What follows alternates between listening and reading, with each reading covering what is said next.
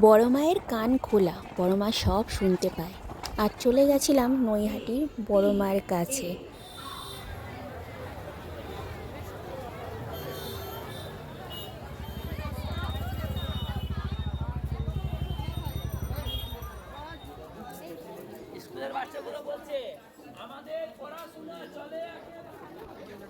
আজ রবিবার, মায়ের মন্দির থেকে প্রায় 2 কিলোমিটার পর্যন্ত লাইন হয়েছিল, কিন্তু আমরা সকাল সকাল গেছিলাম বলে খুবই তাড়াতাড়ি আমরা পুজো দিতে পেরেছিলাম।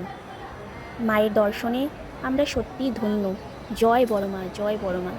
সকলের মঙ্গল কামনা করি। মা তুমি ভালো থেকো, সুস্থ থেকো, সবাইকে ভালো রেখো। পুজো শেষে গঙ্গার ঘাটে গেলাম, ভাগ্যক্রমে সেখানে জোয়ারের জলও পেলাম। জয় গঙ্গা। অবশেষে খাওয়া দাওয়া করলাম, তারপরেই বাড়ি ফিরলাম। বাড়ি ফেরার সময় ট্রেনে যখন ছিলাম প্রচণ্ড জোরে বৃষ্টি শুরু হয়ে গেছিলো।